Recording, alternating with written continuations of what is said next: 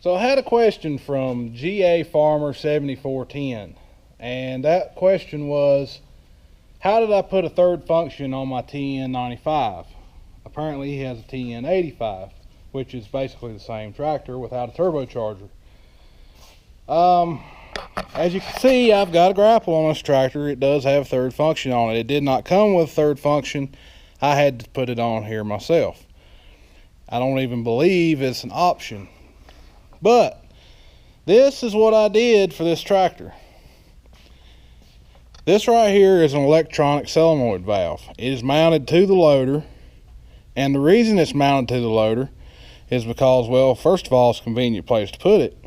But second of all, I didn't want to have more hydraulic hoses to try to disconnect or be in the way if I ever wanted to take this loader off. All I have is, if you look right here, I have a 2-prong plug. I can just unplug that electronic valve, and I have a wire that runs up there to it.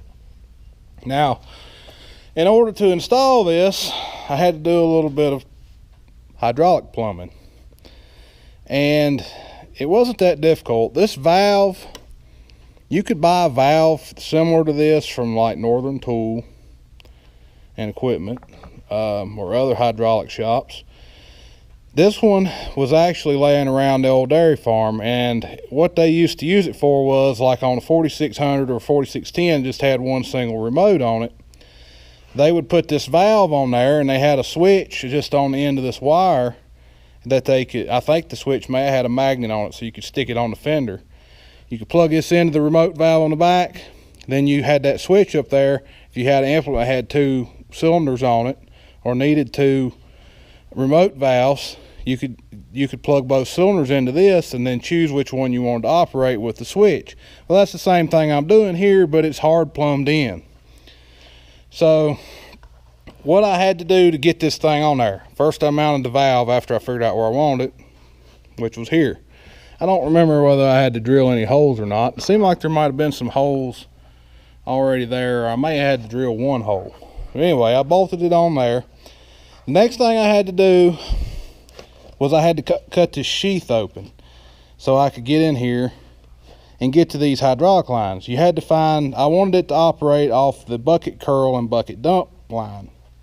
Or, you know, when you have your joystick, I wanted it to be able, when you move it side to side, to operate the third function, just like my T5 does.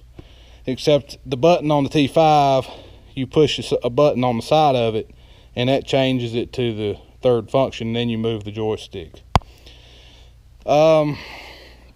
So I had to cut these lines that went to the bucket, and then these are the lines that go to continue on to the bucket.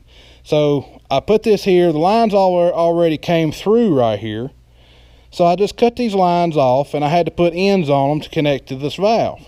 Once I done that, the other ends of these lines, I made sure they were the right length, so I didn't need to trim them or anything.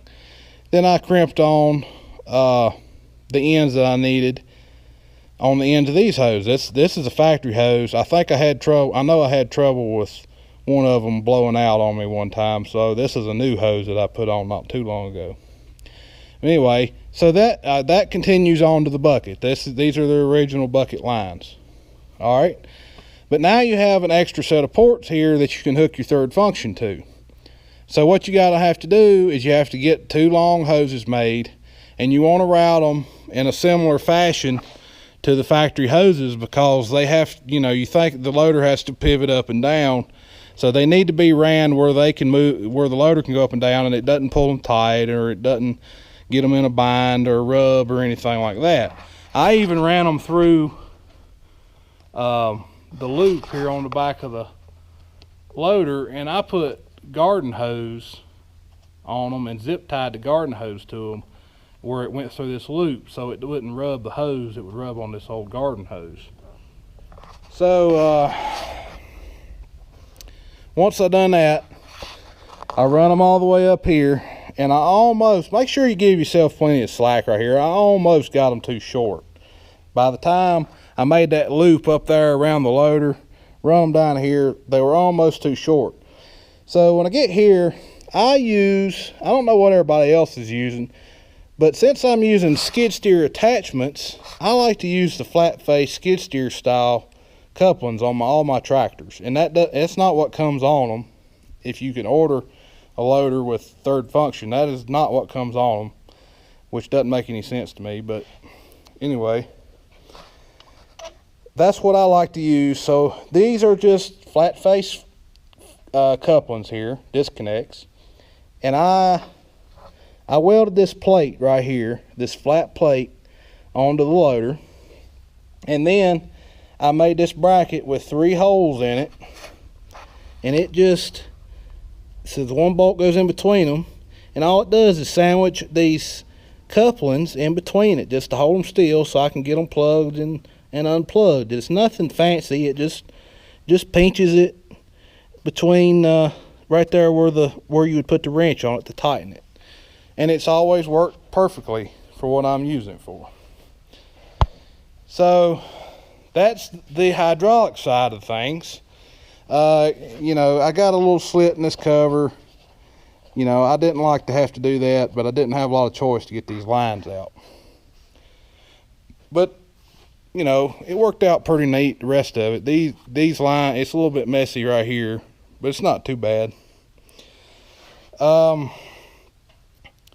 You can run the lines, and a lot of people do this. You can run the lines just like I have up the loader, and then down and under the cab, and bring them underneath the tractor, and bring them up back here and plug them into a remote valve. Because I have, and that wouldn't have been no trouble for me. I have plenty of remote valves. I have 3. But I didn't want to do that. First of all, the remote valves in this tractor are behind the seat. If you didn't know, if you're not familiar with the TN, they're not in the most convenient place to get to. Behind the seat is not where I want to have to reach while I'm working the loader. So that's why I didn't go that route.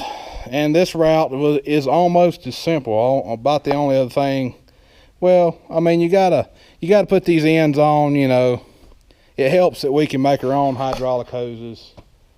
So, you know, running it to the back would be simpler, but it's just, in my opinion, not quite as neat of a job, I guess. And anyway, as for powering the solenoid, do not hook it directly to the battery. Do not hook your switch directly to the battery, that is. You need something with the key, when you turn the key off, that it kills the power to it, because the first thing you'll do is leave the switch on. If you have a toggle switch like mine, you leave the key on, next thing you know, the battery's dead on your tractor because you forgot to turn it off. So you don't want to do that. You want to find somewhere to get your power, whether it's the fuse box, and run the wire down under the cab and back up here to where the joystick and everything is. This is the switch that I use to turn that solenoid on and off. Now, if you really want to get fancy, you can find a handle that'll fit on this. You can take this handle off, and you can find one with a button in it. Now, one thing I'll caution you about, if you want to put a switch with a button, you need to get a relay, and you need to wire that switch, right, a button switch, to a relay, and let the relay turn the main power on and off to the solenoid out there, because that solenoid is going to pull right as many amps. These little switches they put in here, they can pull an amp, maybe 2 amps. That solenoid probably pulls about 10 amps. So if you put a little button in here, you can't wire it directly to that solenoid. You'll have to put a relay. This switch is a heavy duty switch. I think it's 15 amp. This switch, I just got the wire run. I might have got the power from this underneath this plug here. I can't remember where I got the power from, for it, to tell you the truth. I done this about 5 years ago, so it's slipping my memory where I got the power from right now. I either got it from here, or I ran it from the fuse box switches up here, and then I run it down under the cab and back up into the cab, or under the floor mat. I can't remember, but anyway, sorry about that. But this is where I ended up putting the switch. Some people say it's inconvenient, you know, that's seen it or run it, but I'm not. It doesn't bother me. I'm right here. I can do that right there and be back on the. And it's not like what I'm doing is running a hay grabber. So I pick up a pack of hay. I drive wherever. I set the pack of hay down. I flip the switch and let the hay go. Then I drive back to the hay. I flip the switch, set it on there, flip it back on, pick the hay up. It's not a big deal to me to have the button on the stick. So, but this switch is a whole lot closer to this handle than these levers that are behind me. So, you know, if your tractor has the hydraulic levers right up here next to the loader, you might be fine plugging them into the back. It's a little simpler.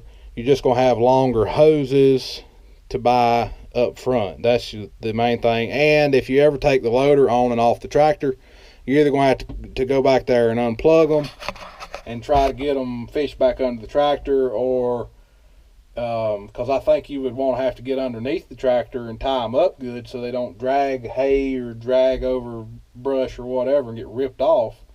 If you take the loader on and off a lot, that may become an issue. And this would definitely be the way to go, where you just unplug one wire and you take the loader off, and you don't have to worry about all that mess. But anyway, that's how I did it. That's how I put the third function on this tractor. It's pretty simple, pretty straightforward.